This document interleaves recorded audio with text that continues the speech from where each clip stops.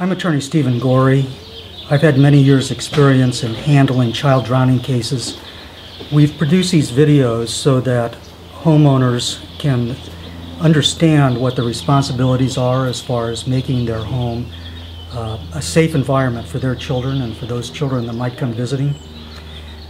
On the other hand, if your child or some child that's close to you has had an accident and has been injured in someone else's pool, these videos will serve to give you some idea of the responsibility and the possible causes of that accident. I invite you to contact me to discuss your case individually. Mary Ann, you've brought some items that are typically used around pools or should be. Mm-hmm. And why don't we go through these and give people a little opportunity to know what's out there and what's available. Okay. Should we start with the good, the bad, and the ugly? Sure. Start with the bad and the ugly. Start with the bad. Oh, sorry. Inflatable pools, inflatable anything, really a danger. The safety of leaving a pool, even with a little bit of water outside, thinking that nobody's going to get into trouble. Little kids get in trouble. 1- and 2-year-olds topple over into these inflatable pools because someone left them out there with some water in. So this is the before pool safety makeover. Steer clear of these. Any amount of water needs to be protected with a fence or a cover or dumped out. Actually, children can drown in a bathtub. Many do. And so this is the same principle. This is so cute, and I love this little face on this, but many kids think this is a toy. So this chlorine tablet holder, as cute as it is very attractive. If a child has free access to the pool, they may think this is a toy and try to go get it. So be careful on your choices. Choose the safest thing that you can choose when you do anything with your pool, right. Especially in pool safety. So a child can actually burn themselves, poison themselves with something like this. Pool safety moms hate this. You've all seen Yes. inflatable floaties. How many other languages do you speak, Steve? Because it says danger in, is that Greek? I don't know. Those are arm swimmies, floaties. Lithuanian. Yeah. I'm afraid you're right. Nonetheless, very dangerous. The danger is kids rely on them, moms rely on them, they deflate, they fall off. Choose smarter. Choose a wiser flotation device for your child. And I absolutely love flotation devices for kids, for non-swimmers in any backyard pool. Every pool owner should have some flotation device, not the inflatable kind. So I'll show you some. Right. And children put these on and think they can go into the deep end. Oh dear, they do. And slip off, child drowns. Here's one that most people will recognize. This is from the Museum of Water Safety. Not really. They still make these, absolutely, and every child should wear one on any boat, dock, etc. Have some type of Coast Guard approved pool safety personal flotation device. But it might be hard to talk a kid into wearing one of these in your backyard pool. So, as technology improves and marketing improves, other Coast Guard approved life jackets, PFDs. Look how cute this is. Wouldn't your little ones just be happy wearing this in the backyard pool? Around the backyard, just again, another layer of protection. If they accidentally fall in, buys you some time before you can, by the time you can rescue them and get them out. So consider life jackets for every backyard pool. And here's a really super cute one. How cute is this? It does have arm bands, not arm floaties that will fall off, but a young child, 2- 3-year-old, would love to wear this. Green ones, orange ones, whatever color. It's the cute factor that the kids will wear and keeps their head above water. So a great idea. This is a safety turtle alarm. This would be in the house and it would ring very loud. It has a gate and a door feature, but it also has a personal immersion feature. And this one, I know it looks really strange, this is actually for a dog. There have been many drownings of people who went to rescue their dog. This one looks like it would be on a big dog.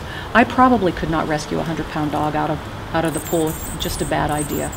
So if the dog goes in, perhaps before the dog gets into a lot of trouble, you could talk the dog to the shallow end or encourage it to get itself out of the water.